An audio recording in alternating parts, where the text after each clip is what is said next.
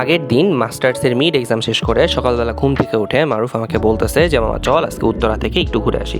So যেই কথা সেই কাজ, সারাপাড়া মেট্রো স্টেশন থেকে আমরা উত্তরা সেন্টারের দিকে রওনা দিলাম।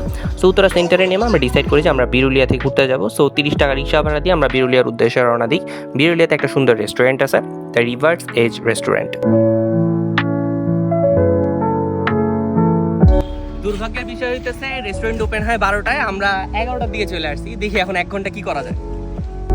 রেস্টুরেন্টের ইন্টেরিয়রটা ঘুরে যা বুঝলাম, এদের রেস্টুরেন্টটা অনেক বেশি সুন্দর। আমরা এইদিকে দোলনায় দোল খেতে খেতে খেয়াল করলাম যে পিছনে একটা বোট রাইডের ব্যবস্থা আছে।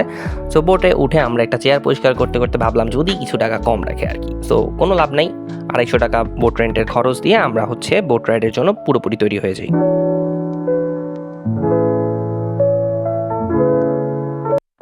এই বোট রাইড নিয়ে অলরেডি অনেক কমপ্লেন জমা পড়ছে, বাট আলহামদুলিল্লাহ আমাদের সাথে এরকম কোনো সমস্যা হয় নাই।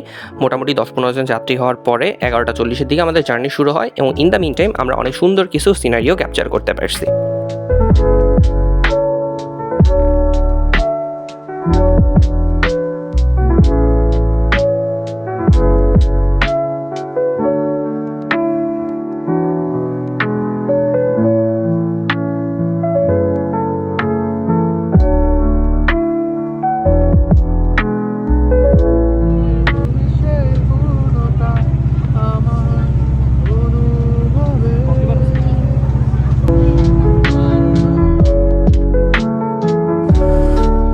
আল্লাহর রহমতে আবহাওয়াটা খুবই ভালো ছিল।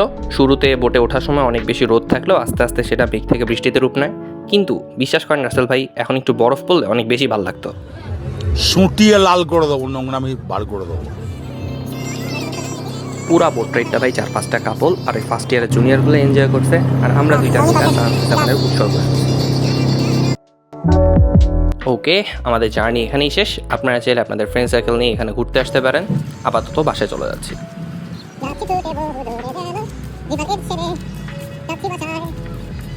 এই ওয়েট আ মিনিট, আমরা এখানে খাইতে আসছিলাম। সো আফটার অল রেস্টুরেন্টে না ঘুরে আমরা জাস্ট বোট রাইড দিয়ে চলে যাচ্ছি, কারণ বাসার খাবার এর থেকেও টেস্টি। ধন্যবাদ। হ্যাঁ, এর খাবার তো টেস্টি না, তুই বুঝলি কেমনে? খাই নাই তো কেমনে বলবো? তাহলে তুই বললি কেন টেস্টি? প্রাইস রেঞ্জটা আমাদের সাথে যায় না। স্টুডেন্ট হিসাবে এত প্রাইস রেঞ্জে খাবারটা চলে না, বাট ব্যাড রিভিউ দেওয়া উচিত না। Overall interior is very good. খুব